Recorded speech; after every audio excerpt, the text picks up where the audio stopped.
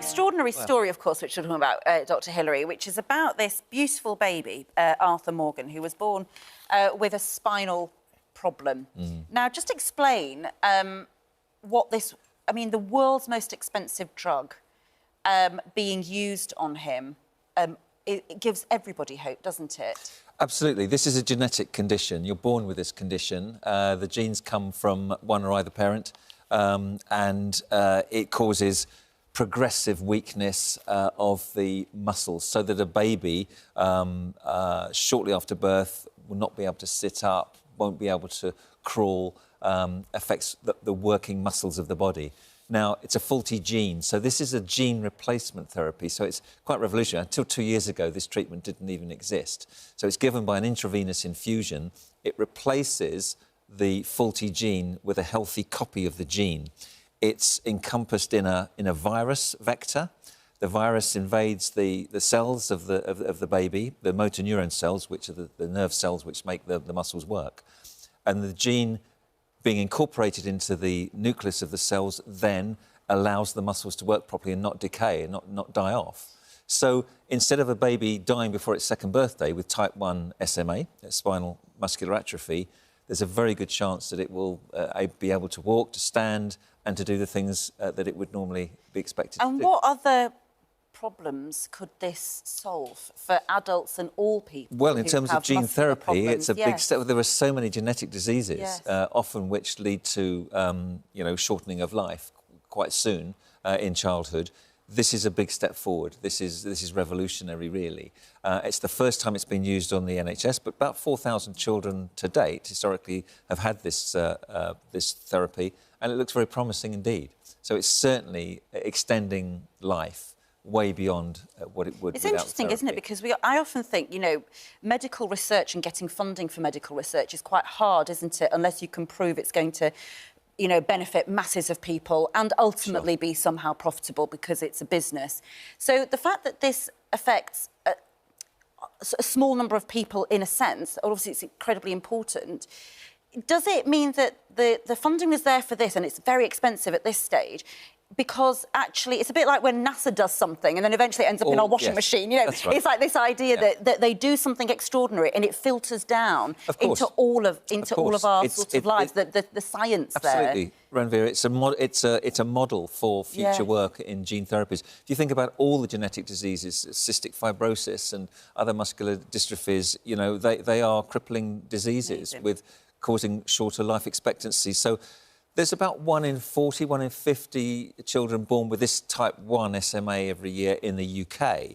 But there are many other genetic diseases in which this gene therapy could be used in the future. Hilary, we're constantly in awe of our medical experts around the world, and it's because of our medical experts that we've got this extraordinary vaccine rollout at the moment as well. Yeah. You know, and it's doing so well. You know, it's one thing that, you know, we all have to remind ourselves of that, because the government tries to take a lot of credit for what's going on, but really it's the scientists, the researchers that come up with it. 75% now have had their first jab. And now, you know, people queuing up at Twickenham in London, which is just incredible.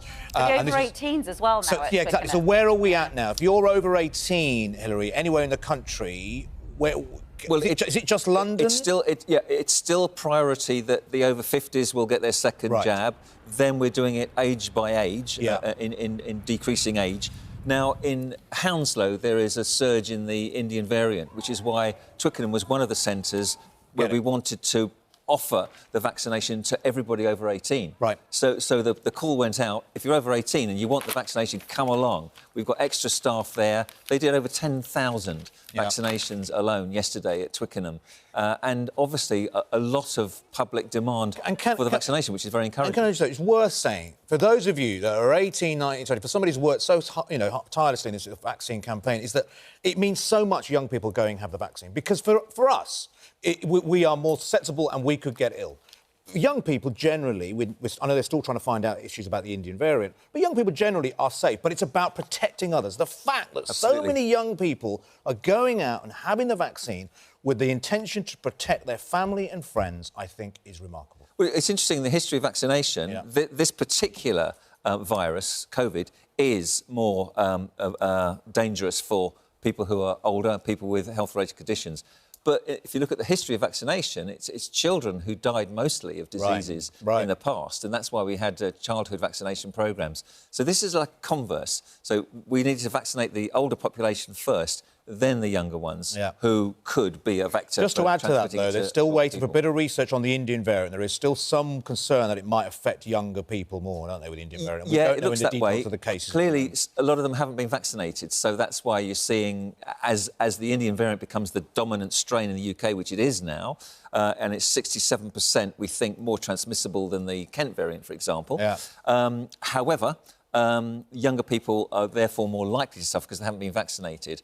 15% hospitalisations increase, which is worrying.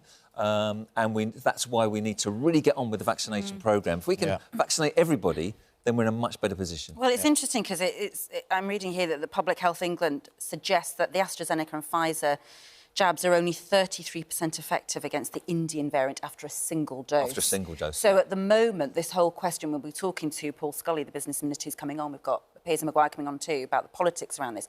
The June the 21st date is because of that, isn't it, presumably? That this Indian variant, though at the moment quite small, but it is having an impact, means that not everybody has had 2 doses yet. And so, therefore, until that is actually... Less than half of adults in this country have had the second both. Exactly, it's about 43%, right? That's right. So 48, I think. 48. Yeah. So, therefore, that could impact the delay. Absolutely. Absolutely it could. And you think it should impact the delay? Yes, I do. I do. And also, we've got other variants. I've always talked about other variants. Impact the date, I mean, it cause a delay. No, sure.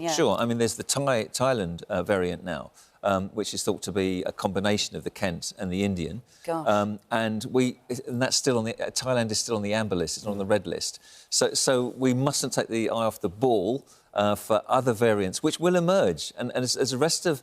You know, there is an argument for saying that we should be sharing some of our vaccines with the rest of the world, because whilst the virus rages around the rest of the world, new variants will occur, they'll be imported to the UK, we'll be back to square one potentially.